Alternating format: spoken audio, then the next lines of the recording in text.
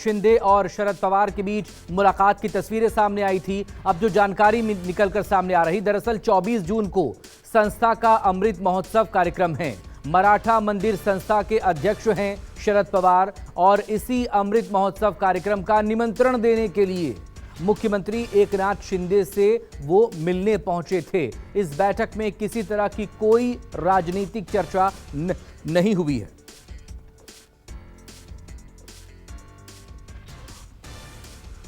और सीधा रुख करेंगे इस वक्त राहुल पांडे, मेरे सहयोगी मुख्यमंत्री आवास के बाहर से हमारे साथ जुड़ गए हैं। राहुल, डिटेल आपसे चाहेंगे। मुलाकात को लेकर तस्वीरें आई और जाहिर तौर पर शरद पवार अगर मुख्यमंत्री एकनाथ शिंदे से मिलने जा रहे हैं तो महाराष्ट्र की राजनीति से जुड़ी ये सबसे बड़ी खबर होती है।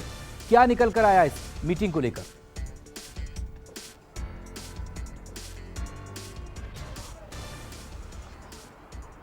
जी बिल्कुल, आपको बता दें कि 7:15 बजे के करीब शरद पवार जो है अचानक मुख्यमंत्री एकनाथ शिंदे का जो सरकारी निवास है वर्षा, वहां पर पहुंचते हैं और 35 मिनट तक दोनों नेताओं के बीच में मुलाकात होती है। मुलाकात के बाद शरद पवार वर्षा से निकलते हैं, बिना मीडिया से बात किए चले जाते हैं। हालांकि उसके बाद मुख्यमंत्री कार्यालय से जो जानकारी निकलकर सामने आती है कि शरद पवार 24 तारीख को मराठा मंदिर संस्था का जो है अमृत महोत्सव है कार्यक्रम होने जा रहा है।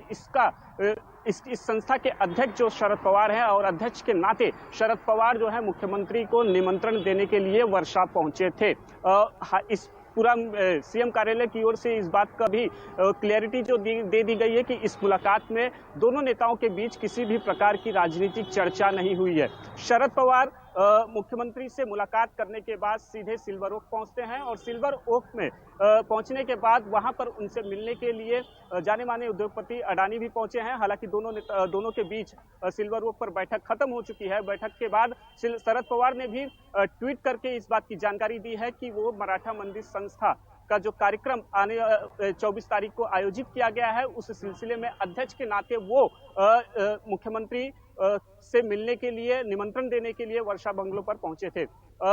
हालांकि शरद पवार ने भी कहा है कि कुछ मराठी। राहुल बने रहिएगा। विनोद जगदाले इस वक्त हमारे साथ, वो भी जुड़ चुके हैं महाराष्ट्र से ही, तो उनसे भी बात करते हैं। विनोद, पहले खबर सामने आई, एकनाथ शिंदे से मुलाकात की, उसकी भी तस्वीरें सामने आई। फिर गौतम अडानी के साथ शरद पवार की मुलाकात की तस्वीरें आई। महाराष्ट्र की राजनीति में क्या कुछ हो रहा है क्या? देखिए, कह सकते हैं कि महाराष्ट्र की राजनीति में कुछ हो रहा है।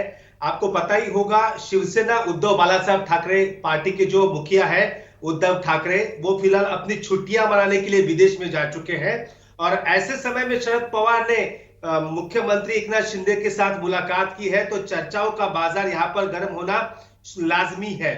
दूसरी एक बात, मुख्यमंत्री बनने के बाद अब जून महीने की आज 1 तारीख है, 30-31 तारीख को एकनाथ शिंदे को 1 साल होगा वो महाराष्ट्र के मुख्यमंत्री बने हुए।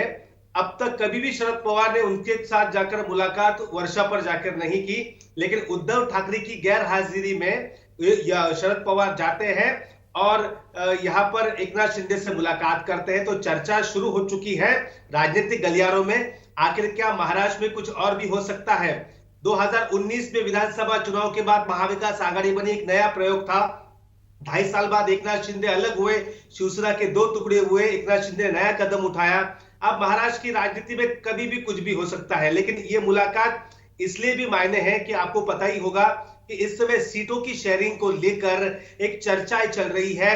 शिवसेना, यूबीटी, कांग्रेस और एनसीपी में यहां पर 22 सीट लड़ना चाहती है एनसीपी। 2 दिन पहले ही बैठक हुई है, 22 सीट लड़ना चाहती है, लेकिन उसको पता है 16 से ज्यादा सीटें हिस्से में नहीं आ रही है। तो ऐसे में क्या उद्धव ठाकरे को और कांग्रेस को कुछ इशारा देने की कोशिश शरद पवार ने की है? तो दूसरी तरफ यह भी सोचा जा सकता है कि भारतीय जनता पार्टी एकनाथ शिंदे गुट को लोकसभा चुनाव के लिए ज्यादा सीटों पर तवज्जो नहीं देना चाहती, ज्यादा उसे सीट नहीं देना चाहती है। अब शिंदे के साथ जो 13 लोग आए हैं, सिर्फ वही सीट वो देना चाहते हैं भारतीय जनता पार्टी, ये चर्चा है। लेकिन 22 सीट लड़ना चाहती है, 22-23 सीट यहां पर शिवसेना एकनाथ शिंदे गुट को चाहिए। तो ऐसे में दोनों तरफ ये इशारा देने की कोशिश तो नहीं, ये चर्चा आम बात है, क्योंकि शरद पवार कभी भी किसी से मुलाकात करते हैं, उस मुलाकात के पीछे कई मायने हैं। देखिए, मराठा मंदिर नाम की संस्था है, उसके 75 साल पूरे हो रहे हैं। इसके प्रोग्राम के लिए वो उनसे मिलने उन्होंने वो दिया, कार्ड लेकर गए थे और एक दो विषय भी थे, ये खुद मुख्यमंत्री ने कहा है। लेकिन सिर्फ यही बात पर चर्चा नहीं होगी, बातचीत और भी कई विषय पर हुई है। 40 मिनट तक ये मुलाकात चली है और ऐसे समय में चली है जहां हर पार्टी को लोकसभा चुनाव के लिए 2024 में ज्यादा सीटें गठबंधन में चाहिए। तो इसलिए ये मुलाकात काफी अहम है। क्या महज ये प्रेशर पॉलिटिक्स है? और अगर ये प्रेशर पॉलिटिक्स है तो फिर उस बड़ी बैठक का क्या, जो कि बिहार की राजधानी पटना में होना है? क्या विपक्षी एका बनने से पहले ही इस तरह से यूं बिखरता हुआ नजर आएगा या एक दूसरे को दबाएगा प्रेशर पॉलिटिक्स देकर? बहुत शुक्रिया आपका। तमाम डिटेल के लिए नजरें बनाए रखें, अपडेट के लिए फिर बात होगी। लगातार बड़ी खबर इस वक्त आपके सामने महाराष्ट्र से, जहां पर शरद पवार और मुख्यमंत्री एकनाथ शिंदे की मुलाकात की तस्वीरें सामने आई थी। और इस तस्वीरों के सामने आने के बाद अब ये कहा जा रहा है कि शरद पवार दरअसल चूंकि मराठा मंदिर संस्था के अध्यक्ष हैं और इसका अमृत महोत्सव का कार्यक्रम होना है, इसी का निमंत्रण देने वो पहुंचे थे। और इस वक्त एक और बड़ी खबर आपको बता दें, बड़ी खबर दरअसल मुजफ्फरनगर से जुड़ी हुई है। सर्व खाप पंचायत का बड़ा फैसला हुआ है ये कि खाप चौधरियों की एक कमेटी बनेगी और ये कमेटी, ये सदस्य राष्ट्रपति से मिलने का समय मांगेंगे, उनके पास जाएंगे, मुलाकात करेंगे, पहलवानों की मांग उनके सामने रखेंगे। प्रभाकर मिश्रा मेरे सहयोगी इस वक्त हमारे साथ जुड़ गए हैं। प्रभाकर, एक बैठक आज हो चुकी, एक बैठक आने वाले कल में कुरुक्षेत्र में होगी। खाप पंचायत क्या सोच रहे हैं, चल क्या रहा है? देखिए, एक तरफ से इनकी कोशिश है कि किसी भी तरह से सरकार तक और सरकार तक अपनी बातें पहुंचाएं, क्योंकि अब इनकी जिम्मेवारी है। क्योंकि जब महिला पहलवानों ने अपने मेडल गंगा में प्रवाहित करने की बात की थी और नरेश टिकैत ने हस्तक्षेप किया और उसके बाद से उन्होंने मनाया और मनाने के बाद महिला पहलवानों ने अपना अवार्ड है तो मेडल गंगा में बहाने का फैसला टाल दिया था। तो अब इनकी कोशिश है कि किसी तरह से सरकार पर दबाव बनाया जाए। इसलिए आज 3 घंटे के आसपास फोरम में पंचायत हुई, सब खाप पंचायत और सभी खाप के जो चौधरी हैं सबने एक सूर से कहा कि सभी फैसला जो भी होगा वो मान्य होगा। तो हालांकि आज कोई फैसला नहीं लिया गया, बस एक फैसला लिया गया कि एक चौधरियों की एक कमेटी बनेगी और कमेटी राष्ट्रपति से मुलाकात करेगी, गृह मंत्री से मुलाकात करेगी। और यही नहीं होगा, ये कमेटी देश भर में घूमेगी, देश भर में लोगों को के पास जाएगी, लोगों से मिल करके इन बातों को कहने की कोशिश करेगी। तो कुल मिलाकर ये कि सरकार पर दबाव बनाने की भी कोशिश हो रही है। और कल एक बार फिर कुरुक्षेत्र में जब सब खाप के चौधरी बैठेंगे तो उसके बाद आगे की रणनीति पर चर्चा होगी, आगे की रणनीति का ऐलान करेंगे। किस तरह से अगर सरकार बात नहीं सुनती है और बृजभूषण सिंह के खिलाफ कोई कार्रवाई नहीं होती है तो आगे आंदोलन को कैसे बढ़ाना है, सब सारी चीजों पर चर्चा होगी। और कितना वक्त इसमें लगेगा, सवाल इसको लेकर, क्योंकि जनवरी में पहले पहलवान बैठे, फिर उसके बाद कमेटी से बातचीत हुई, खेल मंत्रालय की तरफ से आश्वासन मिला, फिर लौट गए, फिर वापस आए, 1 महीने से ज्यादा वक्त तक जंतर मंतर पर बैठे रहे। जिस तरीके से उन्हें वहां से हटाया गया उसको लेकर एक अलग सवाल है। अपने मेडल गंगा में बहाने के लिए तक पहुंच गए थे, फिर बीच में नरेश टिकैत सामने आए, कहा 5 दिनों का वक्त मांगा। ये कब तक ये संघर्ष, ये लड़ाई ये चलती रहेगी? देखिए, जैसा आपने भी कहा, 5 दिन का जब पहलवानों ने अपना फैसला बदला था मेडल को गंगा में बहाने से, तो उसमें 5 दिन का समय दिया था नरेश टिकैत को कि ठीक है हम 5 दिन इंतजार करेंगे। लेकिन 5 दिन में 2 दिन बीत गया है। देखिए, इतना आसान नहीं है, इसलिए कि जब 1 महीना, करीब 1 महीना जब ये जंतर मंतर पर बैठे और बातें कुछ नतीजा नहीं निकला, तो इतना जल्दी कुछ नतीजा निकलने की संभावना नहीं है।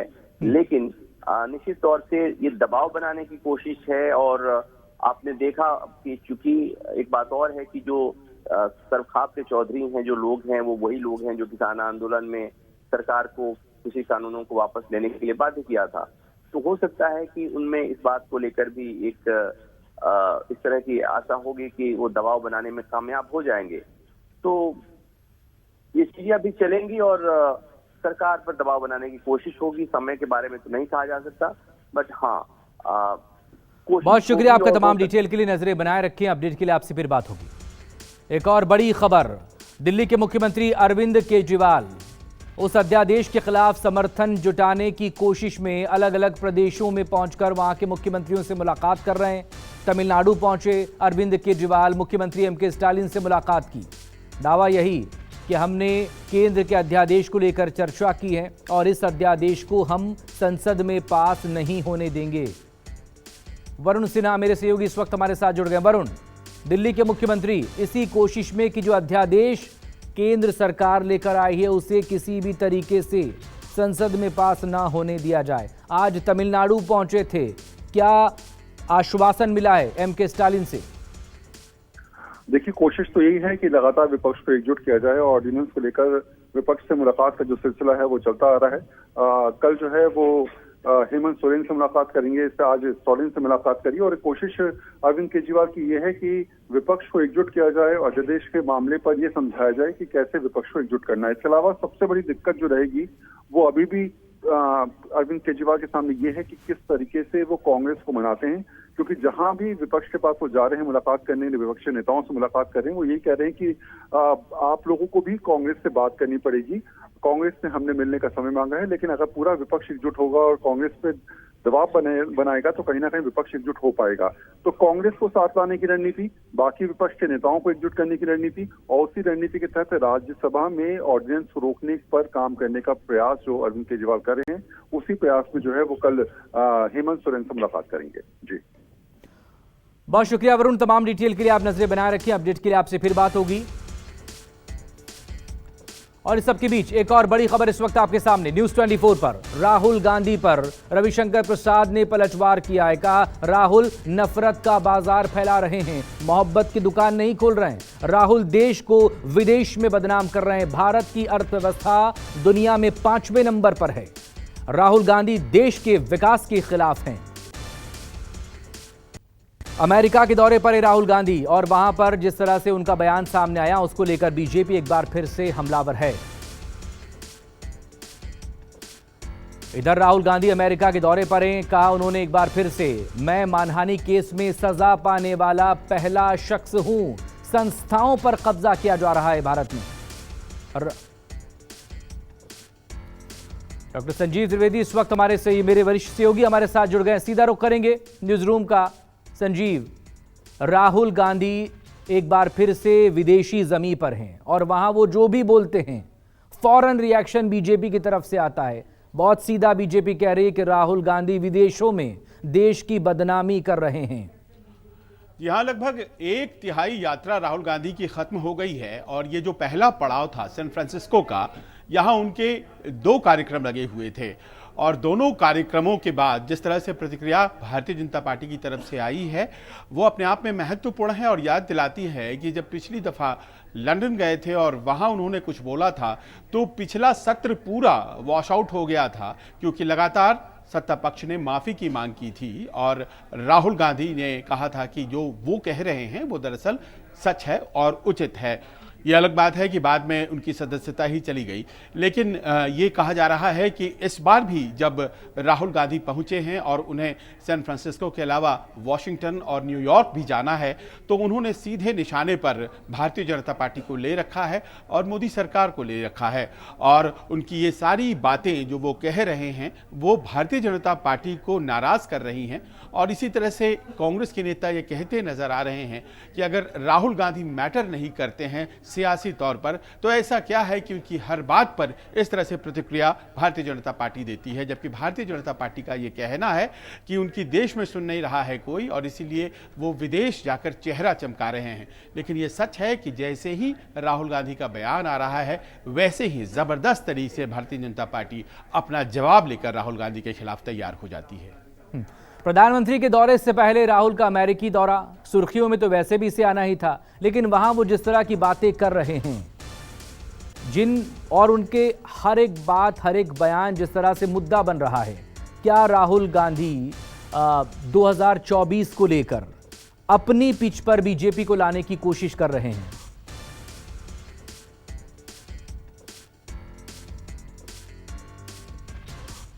तरह का आत्मविश्वास कांग्रेस पार्टी के लोगों में दिखाई पड़ता है।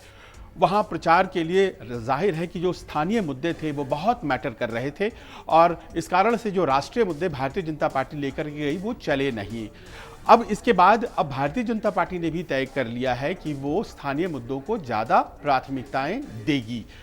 कांग्रेस लगातार कहीं भी बोलती है, राहुल गांधी कहीं भी बोलते हैं तो वो महंगाई और बेरोजगारी और लोकल इश्यूज़ के सवाल को उठाते हैं। तो ऐसा लग रहा है कि जो हिट कर रहे हैं राहुल गांधी और जिस तरह से अपनी बातों को सामने रख रहे हैं उसका शायद असर हो रहा है, तभी भारतीय जनता पार्टी इतना लपक करके राहुल गांधी की बातों का जवाब दे रही है। आप बने रहेगा, लगातार आपसे बात होती रहेगी। तो राहुल गांधी अमेरिका में कुछ बोल रहे हैं और रिएक्शन यहां बीजेपी की तरफ से फौरन आ रहा है। फिलहाल बात पहलवानों की। जंतर मंतर से हटाए गए पहलवानों के समर्थन में पश्चिम बंगाल की मुख्यमंत्री ममता बनर्जी लगातार दूसरे दिन कोलकाता की सड़कों पर उतरी। कल पदयात्रा निकालने वाली ममता बनर्जी ने आज पहलवानों के समर्थन में कैंडल मार्च निकाला और बृजभूषण शरण सिंह की गिरफ्तारी नहीं होने को लेकर बीजेपी पर निशाना भी साधा। इधर पहलवानों के समर्थन में मुजफ्फरनगर के सोरम में आज खाप पंचायत हुई, जिसमें किसान नेताओं ने बृजभूषण को जल्द गिरफ्तार करने की मांग की है। शुक्रवार को कुरुक्षेत्र में भी खाप पंचायत होगी, जिसमें आंदोलन की रणनीति पर आखिरी फैसला होगा।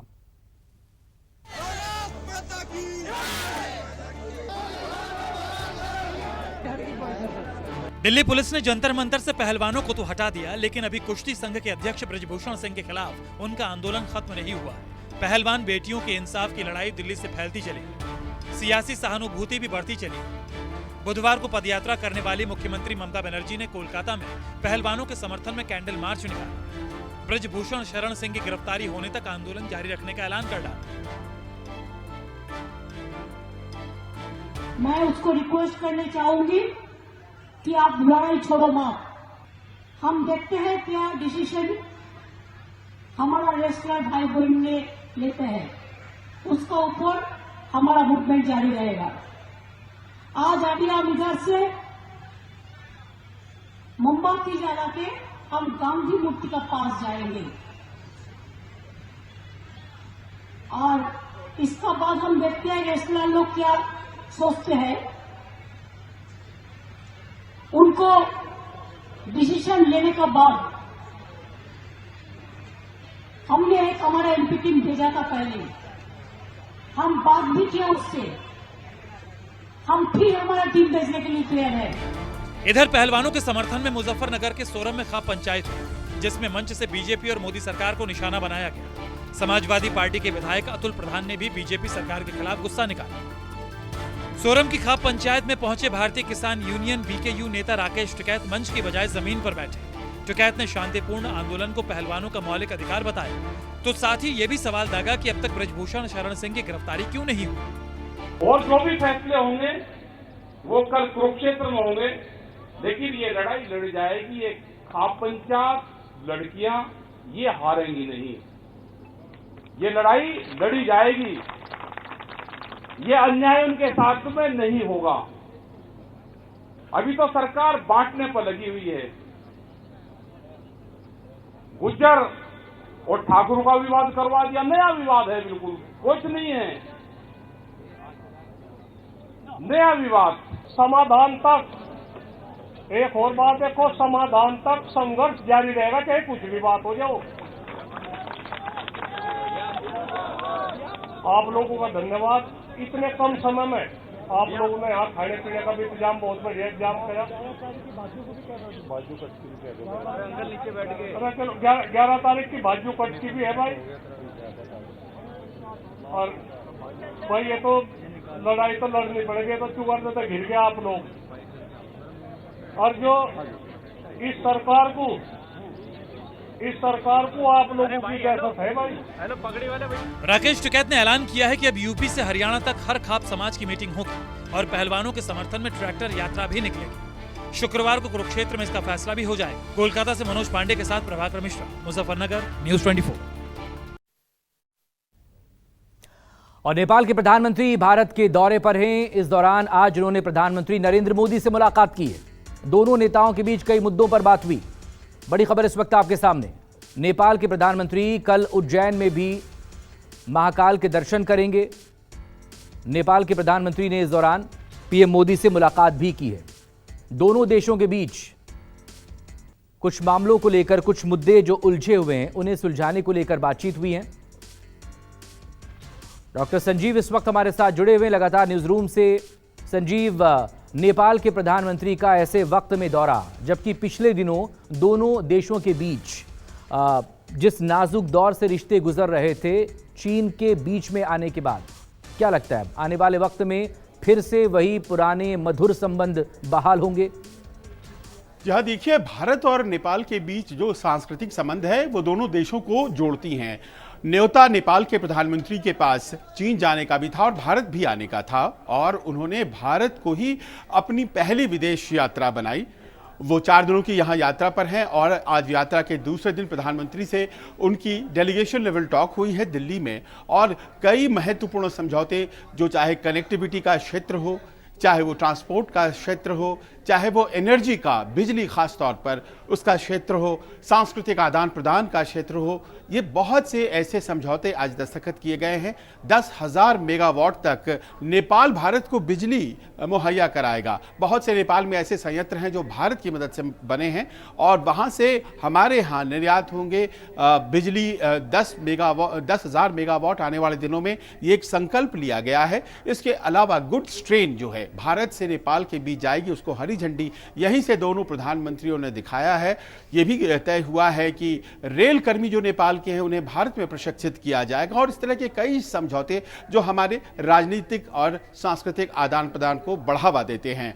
अपनी यात्रा के अगले चरण में प्रचंड कल मध्य प्रदेश जाएंगे, और मध्य प्रदेश के शहर इंदौर और उज्जैन जाकर के वो महाकाल का दर्शन करेंगे। और इसके बाद शिवराज सिंह चौहान जो कि मुख्यमंत्री हैं मध्य प्रदेश के, उन्होंने प्रधानमंत्री प्रचंड के लिए एक रात्रि भोज का भी आयोजन किया है।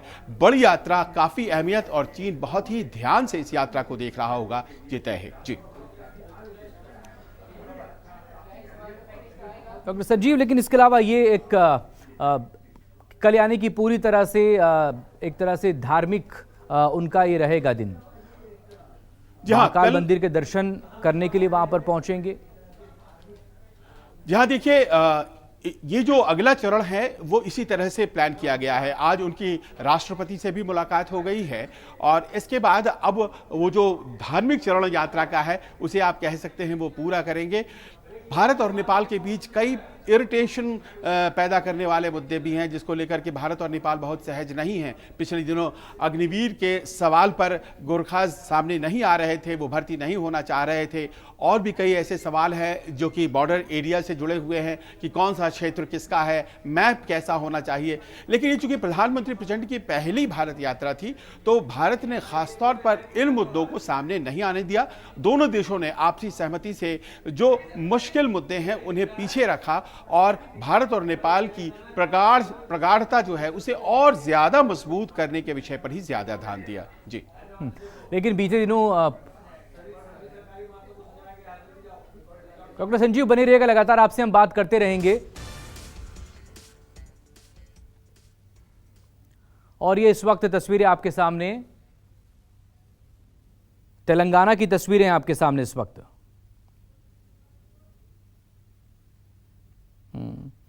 तेलंगाना के स्थापना दिवस की तैयारियां इस वक्त वहां पर हो रही हैं।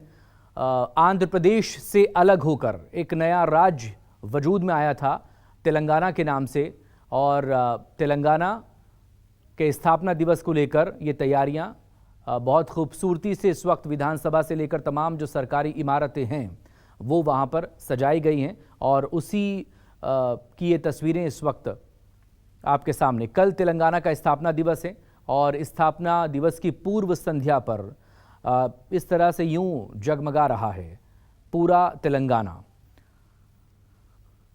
जल्द ही वहां पर विधानसभा के चुनाव भी होने हैं, लोकसभा के चुनाव भी हैं, और आगे आने वाले वक्त में एक बड़ी चुनौती होगी टीआरएस के सामने, के चंद्रशेखर राव के सामने, क्योंकि तेलंगाना के वजूद में आने के साथ ही सत्ता संभालने और राज्य को चलाने के लिए के चंद्रशेखर राव को जो जिम्मेदारी मिली है पिछले 2 बार से, तो क्या इस बार भी जनता उन पर भरोसा करेगी, ये एक बड़ा सवाल है। लेकिन इस सब के बीच बात मणिपुर की होगी। महीने भर से हिंसा की आग में झुलसते मणिपुर में शांति बहाली की कोशिशें तेज हो गई हैं। मणिपुर दौरे के आखिरी दिन केंद्रीय गृह मंत्री अमित शाह ने यह कहा कि हिंसा की शुरुआत हाईकोर्ट के फैसले से पैदा हुई गलतफहमी के कारण हुई है, लेकिन अब हालात सुधर रहे हैं। शाह ने मारे गए लोगों के परिजनों के लिए 10-10 लाख रुपए के मुआवजे का भी ऐलान किया है, लेकिन कांग्रेस की माने तो हिंसा की जिम्मेदार खुद बीजेपी ही है।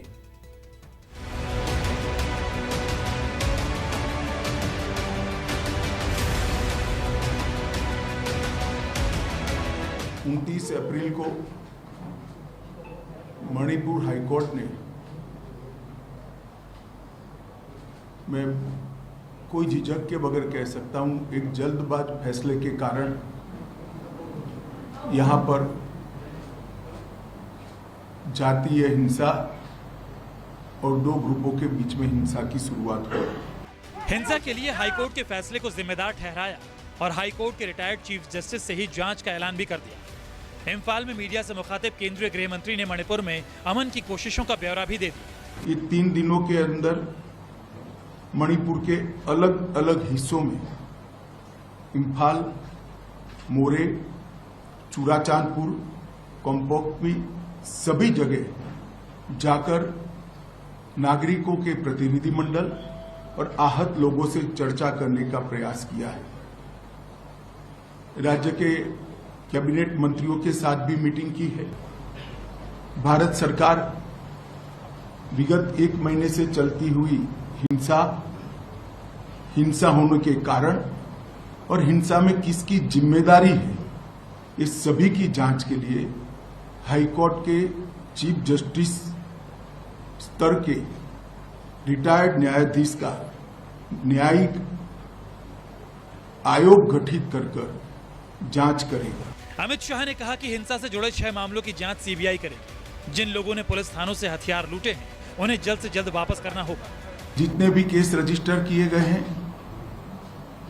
इसमें से 5 केस चयनित किए गए हैं और 1 केस इन जनरल कॉन्स्पिरेसी का रजिस्टर्ड कर ये 6 केसों की जांच सीबीआई का विशेष दल करेगा, जो भारत सरकार के तत्वाधान में किया जाएगा।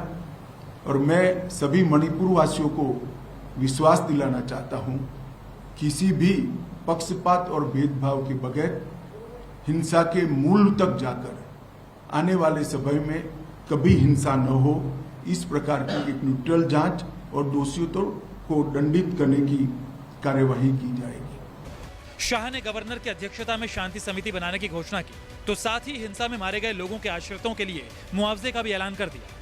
जितने भी लोगों का जान गया है, वो सभी को 5 लाख रुपया मणिपुर सरकार की ओर से और 5 लाख रुपया भारत सरकार की ओर से 10 लाख रुपया दिया जाएगा। ये राशि डीबीटी के माध्यम से उनके परिवारजनों के सीधे बैंक अकाउंट में ट्रांसफर की जाएगी। मंगलवार को पुणे में chief of defence staff general Anil Chauhan ने भी कहा था कि मणिपुर की हिंसा जातीय संघर्ष के कारण हुई है, न कि उग्रवाद के कारण।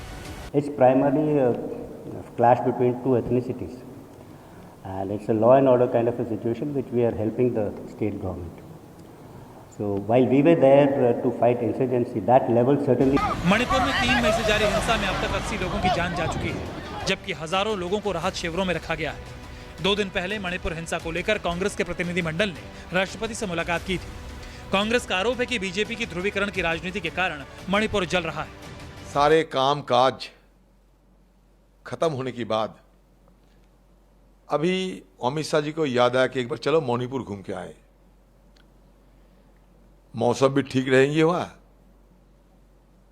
थोड़ा रेस्ट भी हो जाएंगे, आराम फरमाने के कोई इंतजाम भी हो जाएगा, चलो थोड़ा मणिपुर घूम के आए। नहीं तो देखिए मणिपुर कब की घटना और आज अमित शाह जी को याद आई। First and foremost, the question to the Union Home Minister is why did it take him 3 weeks to go there? He should have been there much before. He wanted it to become like this situation. The second question is, his Chief Minister, Mr. Biren Singh, says it's an insurgency. But the Chief of the Army the CDS, says that it is not an insurgency. It is between two tribes, the issue. So we need to know what is the truth, because it is not an insurgency. It is between two tribes. Manipur की लगभग 38 लाख की आबादी में से आधे से ज्यादा मैतेई समुदाय के लोग हैं। मैतेई समुदाय के लोगों का कहना है कि 1949 में भारतीय संघ में विलय से पहले रियासत काल में उन्हें जनजाति का दर्जा हासिल था और अपनी सांस्कृतिक पहचान बनाए रखने के लिए उन्हें आरक्षण दिया जाए। लेकिन मणिपुर की नगा और कुकी जनजाति मैतेई समुदाय को आरक्षण देने के विरोध में है। उन्हें इस बात का डर है कि अगर मैतेई को आरक्षण मिला तो इससे उनके अधिकार कम हो जाएंगे। पिछले साल सीएम बीरेंद्र सिंह की सरकार ने चूरा चांदपुर के वन क्षेत्र में बसे नगा और कुकी जनजाति को घुसपैठिया बताते हुए वहां से निकालने के आदेश दिए थे। इससे नगा और कुकी नाराज चल रहे थे।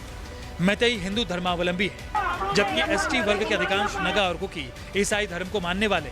यही वजह है कि विपक्षी दल बीजेपी पर ध्रुवीकरण का आरोप लगा रही है। इधर राज्य में शांति बहाली की कोशिशों के बीच मणिपुर के डीजीपी पी डुंगेल का तबादला कर दिया गया। अब 1993 बैच के आईपीएस अफसर राजीव सिंह नए पुलिस चीफ कप्तान बनाए गए हैं। प्रशांत देव और कुमार गौरव के साथ रमन कुमार, दिल्ली, न्यूज़ 24। कर्नाटक चुनाव में प्रधानमंत्री की कोशिश के बाद भी बीजेपी की सत्ता में वापसी नहीं हो पाई। अब विपक्ष लगातार कर्नाटक की हार को मोदी की हार से जोड़कर ब्रांड मोदी के कमजोर होने का दावा कर रहा है। इस बीच अब बीजेपी हिंदी पट्टी के चुनावों के जरिए लोकसभा चुनावों से पहले मोदी का जलवा वापस लाने की कवायद में लग गई है।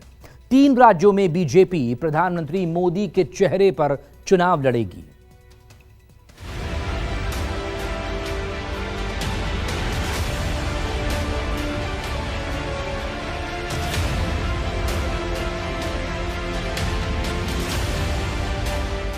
कर्नाटक में बीजेपी ने प्रधानमंत्री नरेंद्र मोदी के चेहरे पर चुनाव लड़ा था और चुनाव में बुरी तरह से हार मिली। नतीजों के बाद ऐसा अंदाजा लगाया जा रहा था कि बीजेपी इससे सबक लेगी और राज्यों में मजबूत क्षत्रपों के चेहरे को आगे करेगी। कर्नाटक में हार का एक कारण येदियुरप्पा को हटाना था। कर्नाटक चुनाव के बाद कई राज्यों में क्षत्रपों को उम्मीद जगी थी और उनको लगा था कि अब उनको महत्व मिलेगा। लेकिन सूत्रों के मुताबिक इस साल जितने राज्यों में चुनाव होने वाले हैं उन सब में पार्टी पीएम नरेंद्र मोदी के चेहरे पर ही चुनाव लड़ेगी। साथ ही डबल इंजन की सरकार का मुद्दा, केंद्र और जहां सरकार है वहां राज्य सरकार की उपलब्धि पर चुनाव लड़ा जाएगा। आदरणीय नरेंद्र मोदी जी की ब्रांड वैल्यू है और यही लोग हैं जो 2018 में मध्य प्रदेश, राजस्थान, छत्तीसगढ़ का चुनाव जीतने के बाद भारतीय जनता पार्टी के विरुद्ध पता नहीं क्या क्या बातें कर रहे थे और मोदी जी के विरुद्ध तमाम दुष्प्रचार कर रहे थे। तो कुछ लोगों को अगर दुष्प्रचार में ही आनंद की प्राप्ति होती है तो कर लें।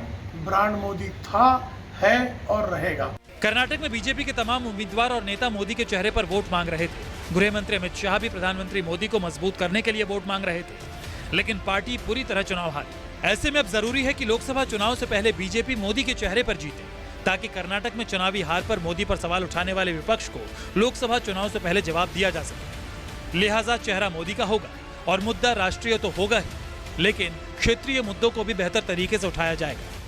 बीजेपी को कर्नाटक में 2 नुकसान हुआ। पहला, चुनावी नुकसान तो हुआ ही, दूसरा ब्रांड मोदी का की वैल्यू में नुकसान हुआ है। प्रधानमंत्री सबसे बड़े चेहरे हैं, कर्नाटक में उन्होंने पूरा जोर लगाया, लेकिन भाजपा की हालत वहां पिट गई और इस वजह से बीजेपी को बड़ा नुकसान हुआ, दो तरफा नुकसान हुआ है। लिहाजा अब हिंदी पट्टी में चुनाव है। राजस्थान, छत्तीसगढ़ और मध्य प्रदेश, इन तीनों राज्यों के चुनाव में बीजेपी ने तय किया है कि प्रधानमंत्री नरेंद्र मोदी को ही चेहरा बनाकर आगे रखकर डबल इंजन के लिए वोट पार्टी मांगेगी।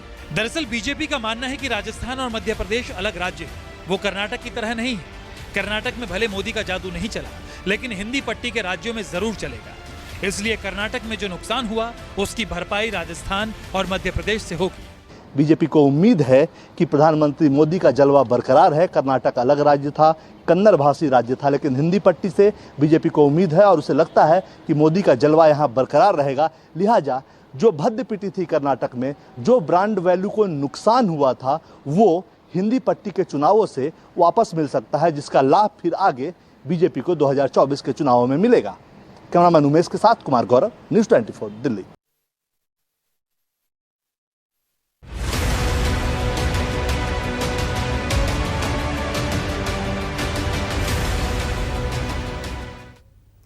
और अब आपको दिखाएंगे और बताएंगे जीत का फ्री फॉर्मूला।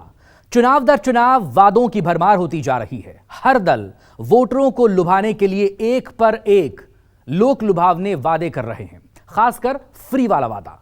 हाल ही में हुए कर्नाटक विधानसभा चुनावों में कांग्रेस ने कई तरह के फ्री वादे कर सत्ता में वापसी की है। अब उसी तरह का फॉर्मूला मध्य प्रदेश और राजस्थान में अपना रही है। लेकिन इसी बीच पीएम मोदी ने कांग्रेस की फ्री वाली गारंटियों को देश की अर्थव्यवस्था के लिए बड़ा खतरा बताकर नई बहस छेड़ दी है। मगर इसके बावजूद राजस्थान के मुख्यमंत्री अशोक गहलोत ने फ्री बिजली योजना को लागू कर दिया है। कांग्रेस के इस दांव से ऐसा लग रहा है जैसे मानो जीत का फॉर्मूला फ्री स्कीम्स ही हैं।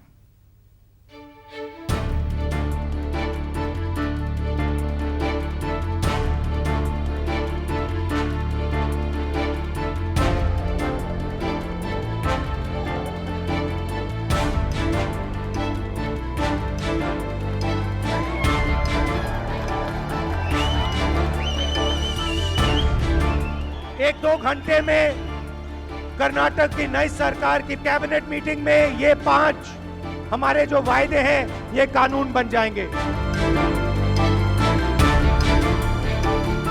रुपए की बिजली माफ और 200 यूनिट हाफ। 50 यूनिट जो निःशुल्क दी जा रही है उसको 100 यूनिट किया जाएगा।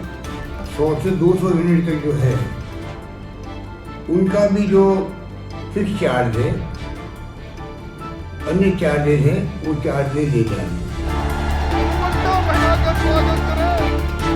ये ऐसी गारंटियां देते हैं जिनको अगर अमल में लाया जाए तो राज्य और देश दिवालिया हो जाएगा।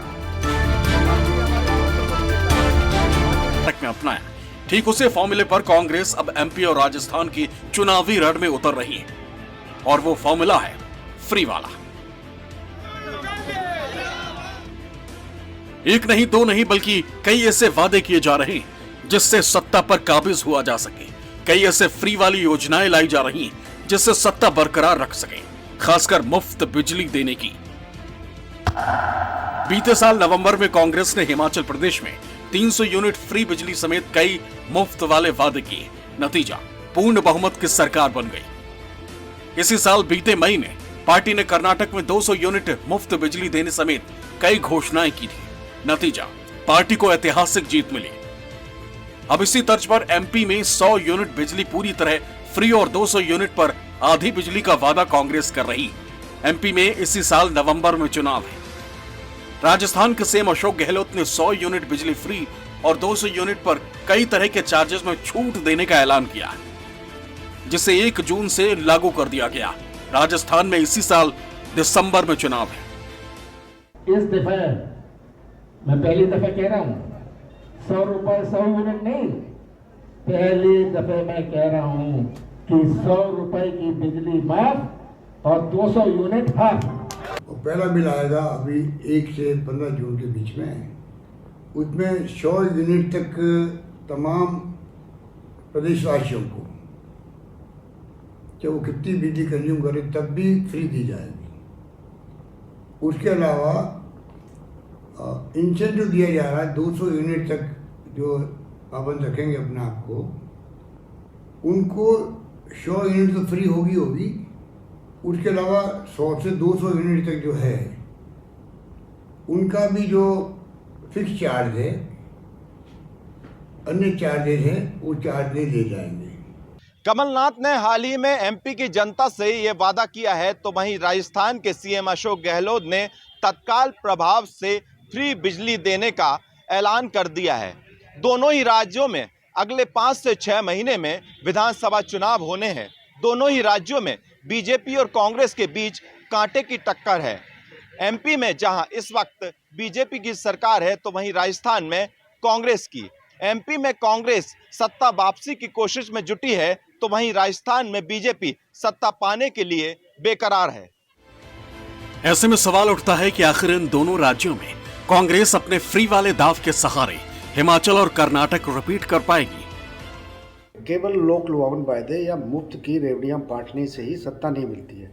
राजस्थान में और मध्य प्रदेश में कांग्रेस जरूर लोक लुभावन वायदे करके लोगों को लुभा सकती है, लेकिन वहाँ पर अगर मध्य प्रदेश की बात करें तो मध्य प्रदेश में बीजेपी में कोई परिवर्तन नहीं होने, सत्ता परिवर्तन नहीं होने से या प्रदेश में नेतृत्व परिवर्तन नहीं होने से जनता में जो नाराजगी है उसको लेके कांग्रेस को ज़्यादा फायदा मिल रहा है, बल्कि इसके कि कांग्रेस कोई मुफ्त के वायदे कर रही है। कांग्रेस अपनी प्लानिंग और रणनीति के साथ चुनावी मैदान में उतर रही है, तो बीजेपी भी आक्रामक मोड में है। खुद पीएम मोदी इसकी अगुवाई कर रहे हैं। बुधवार को पीएम मोदी राजस्थान के अजमेर दौरे पर थे। अपनी सरकार के 9 साल पूरे होने के मौके पर जनसंपर्क अभियान का आगाज करने पहुंचे थे। इस दौरान अपनी कामयाबियां गिनाने के साथ ही कांग्रेस पर अटैक करने से भी नहीं चूके। साथ ही मुफ्त वाली घोषणाओं को लेकर भी कांग्रेस को कटघरे में खड़ा किया। पीएम मोदी ने यहां तक कह दिया कि कांग्रेस ऐसी गारंटियां देते हैं जिसे अमल में लाया जाए तो राज्य और देश दिवालिया हो जाएगा। कांग्रेस के पास राजस्थान के लिए, देश के लिए कोई काम करने के लिए मंगल कल्पना नहीं है, शुभ विचार नहीं है, उनके पास कोई एजेंडा नहीं। अपने कुशासन को ढकने के लिए कांग्रेस ने एक और नया फॉर्मूला खोज लिया है। ये फॉर्मूला है झूठी गारंटियों का। राजस्थान के किसान और नौजवान तो इसके भुक्तभोगी हैं। ये लोग 10 दिन में गारंटी पूरी करने वाले थे, याद है ना? ये गारंटी याद है ना, उन्होंने पिछली बार दी थी, 10 दिन में पूरे करने वाले थे। आप मुझे बताइए, जो कांग्रेस ने कहा था, जो वादा किया था, वो निभाया क्या? ये ऐसी गारंटियां देते हैं जिनको अगर अमल में लाया जाए तो राज्य और देश दिवालिया हो जाएगा।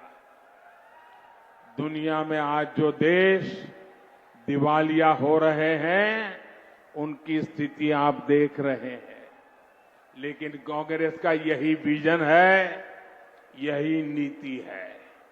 इसलिए कांग्रेस से राजस्थान के लोगों को बहुत सावधान रहना है। पीएम नरेंद्र मोदी का यह बयान ऐसे वक्त में आया है जब राजस्थान में कुछ ही महीनों बाद विधानसभा के चुनाव होने हैं। पीएम नरेंद्र मोदी ने साफ कर दिया कि कांग्रेस की इस तरह की गारंटियां देश और राज्य की अर्थव्यवस्था के लिए काफी खतरा साबित हो सकती है। लेकिन मानो अशोक गहलोत पर इस बयान का कोई फर्क ही नहीं पड़ा। यही कारण था कि पीएम नरेंद्र मोदी के इस बयान के महज 5 घंटे बाद सीएम अशोक गहलोत ने राजस्थान में 100 यूनिट तक निःशुल्क बिजली देने का ऐलान कर दिया।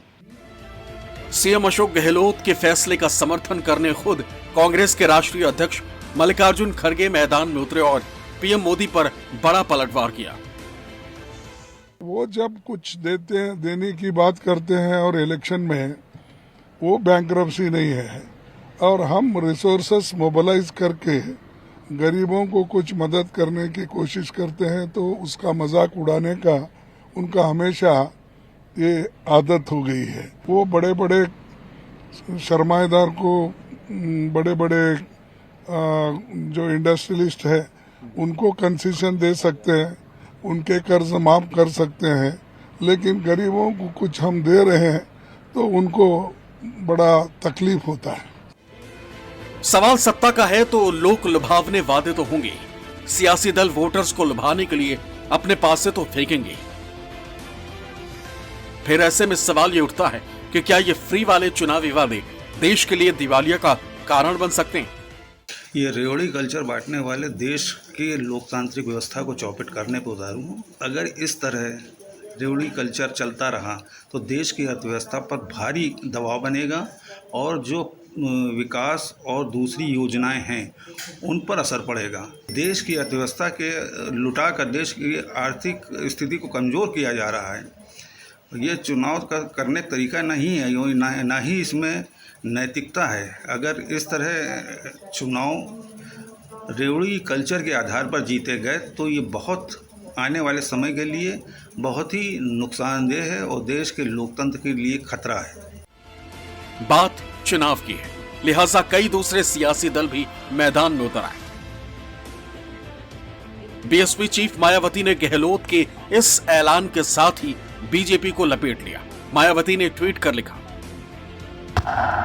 राजस्थान में विधानसभा आम चुनाव के नजदीक अब वहां की कांग्रेस सरकार की ओर से 500 रुपए में रसोई गैस और 100 यूनिट फ्री बिजली देने की घोषणा स्पष्टतः चुनावी छलावा नहीं तब और क्या है, जबकि बढ़ती महंगाई के मद्देनजर इनको ये कार्य सरकार बनने के शुरू में 5 साल पहले ही कर देना चाहिए था।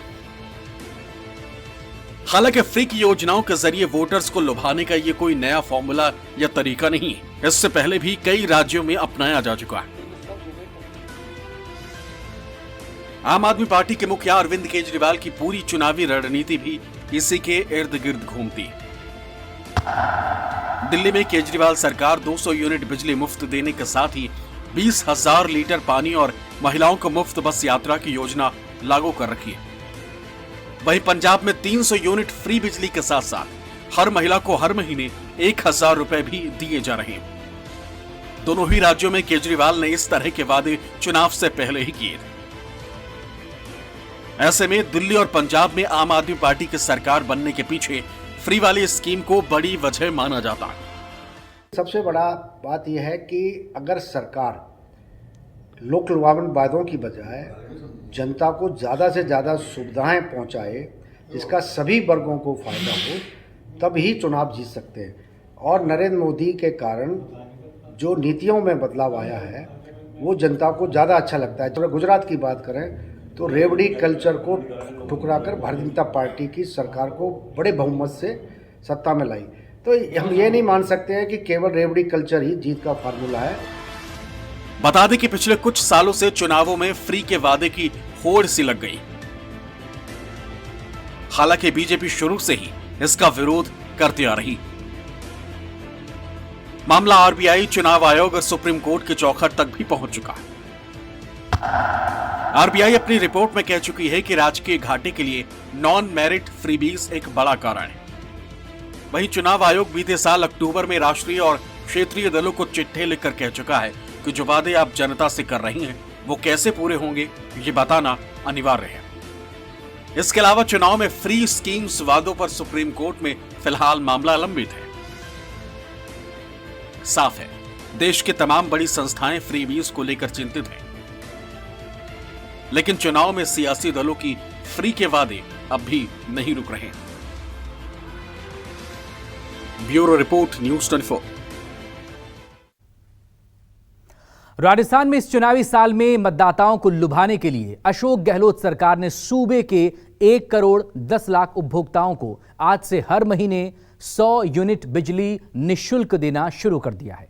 इसके अलावा 200 यूनिट बिजली खपत वालों से कोई स्थायी शुल्क और फ्यूल सरचार्ज नहीं वसूला जाएगा। साथ ही किसानों को भी 2000 यूनिट बिजली अब हर महीने निःशुल्क मिलेगी।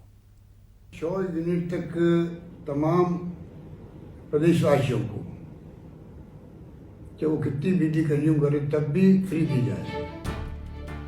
चुनावी साल में गहलोत सरकार ने फ्री बिजली का दांव चल दिया। हर महीने 100 यूनिट बिजली खपत करने वालों का बिल साफ कर दिया, तो 200 यूनिट तक खपत करने वालों के लिए पहले 100 यूनिट का फ्यूल सरचार्ज माफ कर दिया। 100 यूनिट तक तमाम प्रदेशवासियों को, चाहे वो कितनी बिजली कंज्यूम करे, तब भी फ्री दी जाएगी। उसके अलावा इंसेंटिव दिया जा रहा है। 200 यूनिट तक जो पाबंद रखेंगे अपने आप को, उनको 100 यूनिट तो फ्री होगी। उसके अलावा 100 से 200 यूनिट तक जो है उनका भी जो फिक्स चार्ज है, अन्य चार्जेज है, वो चार्ज दे दिए जाएंगे। गहलोत के इस ऐलान से राजस्थान के 1 करोड़ 19 लाख बिजली उपभोक्ताओं को बड़ी राहत मिलेगी। हालांकि लोगों को मुफ्त बिजली देने के लिए सरकार अपने खजाने से सालाना 5200 करोड़ का भुगतान करेगी, लेकिन जानकारों की माने तो इससे बिजली कंपनियां दबाव में आ जाएंगी। राजस्थान के अशोक गहलोत सरकार साल भर से 50 यूनिट निःशुल्क बिजली उपभोक्ताओं को दे रही थी, लेकिन इस चुनावी साल में इसे बढ़ाकर 100 यूनिट करने के ऐलान के साथ ही वह चुनावी समीकरणों को भी साधने में लगी है, क्योंकि इसका सीधा फायदा गरीब और मध्यम वर्ग के लोगों पर नजर आएगा। लेकिन विपक्ष इसे लेकर भी तंज कसने लगा है। अशोक गहलोत सरकार खुद यह बात अच्छी तरह से जानती है कि हर साल फ्यूल सरचार्ज में बढ़ोतरी के चलते उसकी जमकर किरकिरी हो रही है और विपक्ष भी इसी मामले को लेकर सरकार पर निशाना भी साध रहा है। बीजेपी पहले से ही कोयला और बिजली संकट को लेकर गहलोत सरकार को घेर रही है। पार्टी का कहना है कि 100 यूनिट मुफ्त बिजली से बिजली कंपनियों का दिवाला निकल जाएगा, लेकिन सरकार का तर्क है कि जनता को राहत मिलेगी तो महंगाई भी घटेगी। बीजेपी राजस्थान की जनता का भला नहीं चाहती है। सरकार ने वादा किया था, बजट में वादा किया था, 2022 में वादा किया था कि हम किसानों को गुणवत्तापूर्ण बिजली देने के लिए अलग से कृषि विद्युत उत्पादन कंपनी बनाएंगे, जो आज तक कहीं नहीं है। इन्होंने वादा किया था, इस बार भी बजट, इससे पहले बजट में, पिछली बार 2022-23 में, 2021-22 में 1 अप्रैल 2023 से किसान को दिन में बिजली मिलेगी, 2 ब्लॉक में वो नहीं मिल रही। आप 2019 में 18 के आखिर में सरकार में आ गए थे, आपने घोषणा की थी कि हम मुफ्त बिजली देंगे। अब तक आप लगभग कोई 7 बार तो बिजली कीमतों में बढ़ोतरी कर चुके हैं और 15-16 बार आप फ्यूल चार्ज में बढ़ोतरी कर चुके हैं। ये बर्डन सीधा डाल दिया और 4-4.5 साल तक और राजस्थान के आम नागरिक को आपने निचोड़ने का काम किया है। सबसे महंगी देश की बिजली आज बिजली राजस्थान में मिलती है, सबसे महंगा पेट्रोल डीजल राजस्थान में मिलता है। अब आप कह रहे हो मुफ्त देने की बात करें, बिजली तो आ ही नहीं रही, मुफ्त किस बात को दोगे? सरकार कभी नफे और नुकसान से नहीं चलती, पब्लिक वेलफेयर से चलती है। जन कल्याण के लिए बहुत योजनाएं घाटे में सरकार को चलानी पड़ती है। बीजेपी की सरकार, केंद्र की सरकार लोगों की जेब काट रही है, लोगों का जीना मुश्किल कर दिया महंगाई के कारण। तो ऐसे में बिजली जो 100 यूनिट तक बिजली फ्री की है, उसमें आप ये मानकर चलना है कि टोटल फ्री है। इसमें 1.25 करोड़ लोगों को रिलीफ मिलेगा। 100 यूनिट तक बिजली फ्री करने में 1.25 करोड़ लोगों को डायरेक्ट लाभ होगा, उनकी जीरो बिल आएगा। अब उसकी आंख में कितनी चमक होगी गरीब आदमी के, जिसके आप जीरो बिल आएगा। गहलोत ने 100 यूनिट फ्री बिजली का ऐलान तब किया है जब सचिन पायलट अपनी मांगों को लेकर अल्टीमेटम दे रहे थे और एक दिन पहले ही अजमेर में पीएम मोदी ने रैली के मंच से कांग्रेस पर निशाना साधा था। माना जा रहा है कि गहलोत ने इस ऐलान के जरिए दोनों मुद्दों से ध्यान हटा दिया है। KJ Shrivatsav, Jaipur, news 24। एक छोटे